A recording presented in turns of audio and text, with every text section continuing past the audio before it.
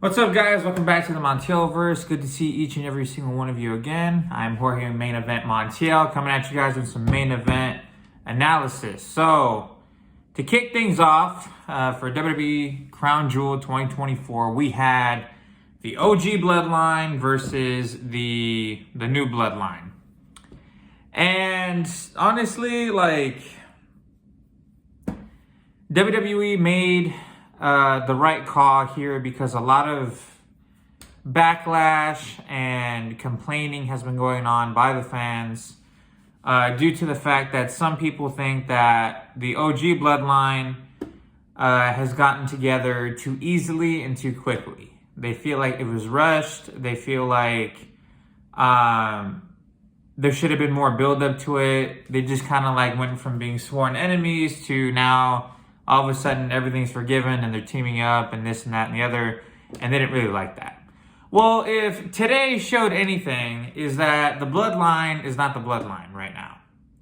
Roman Reigns, Jimmy Uso, and Jey Uso did not look like the Bloodline of old. Roman Reigns and Jey, honestly, they were not on the same page since the beginning, and it was such great storytelling by Roman Reigns, his facial expressions. He was just so not enjoying the fact that the crowd pretty much likes Jey Uso as much as they like him now. Jey is getting the same amount of attention as Roman is. And that bothered him before the bell even rang. And the chemistry just was not there. When Roman wanted to tag in, Jey wouldn't tag him in because Jey felt like he was telling him what to do. And it was just dysfunction all over the place. They were not looking like how they looked back in 2021, 2022. And it cost them. They lost against Solo and the Bloodline, and Roman Reigns, out of all people, ended up taking the pin. Obviously, that pissed me off a little bit, but looking back at it just from a creative standpoint, it is the right decision. It's going to get people invested in the story more. Solo feels like a threat now because, it was kind of going the other way for me. Roman kept whooping Solo's ass, every week, that it kind of made Solo seem like a joke. What's his claim to being the tribal chief anyways if he's always getting beat by Roman? Well, now Solo's pinned Roman, and now he really does have a claim to the Ula Fala and being the tribal chief and all that, so it makes sense. But obviously, as a Roman Reigns fan, seeing him pin Roman and I just can't stand the new Bloodline, honestly. They annoy the hell out of me.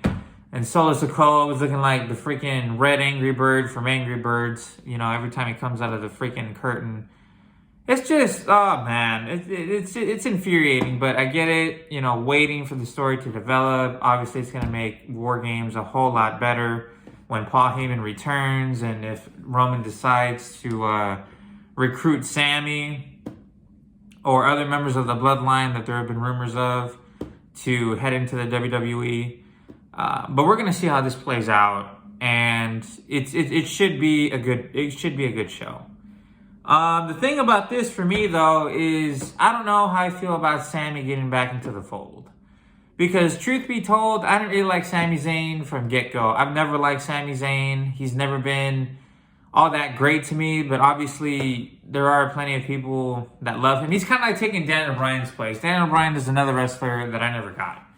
But he does pull in a lot of fans, and, there's a lot of respect for him there.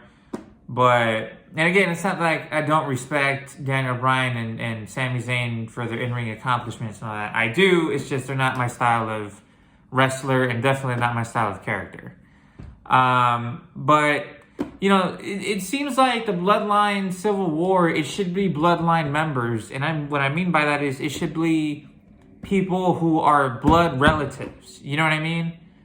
Sami Zayn is not a blood relative. He was an honorary Uso. Yeah, sure, he's Jay's friend, but I don't know if it's Sami Zayn is going to stick out like a sore thumb in there. You're going to have 6, 7, 8, 9, 10, however many there's going to be Samoan badasses. And then you have Sami Zayn in there.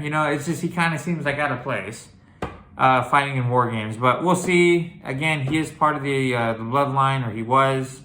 So we'll see what they decide to do there. But yeah, overall, this match was decent. It had its moments, but damn. it's hard to see Roman take a pin because Roman, I mean, he's going through it right now. His character is really starting to learn what it's like to lose again. You know, he went undefeated for basically 4 years in one-on-one competition. He wasn't pinned for like 3.5 years in any match, and then Jay pinned him, and then of course losing to Cody Rhodes at WrestleMania in a one-on-one match, and now being pinned yet again, this time by Solo. So it's like they have a lot of fixing to do, and it's going to be really interesting to see how Roman and Jay and Sami kind of like come back together, because it's obvious they're not really together.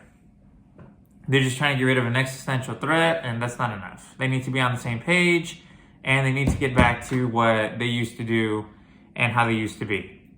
So anyways, guys, let me know what you guys' thoughts on the match were. Obviously, I'll be keeping a close eye on the weekly shows and see what happens. But until next time, deuces.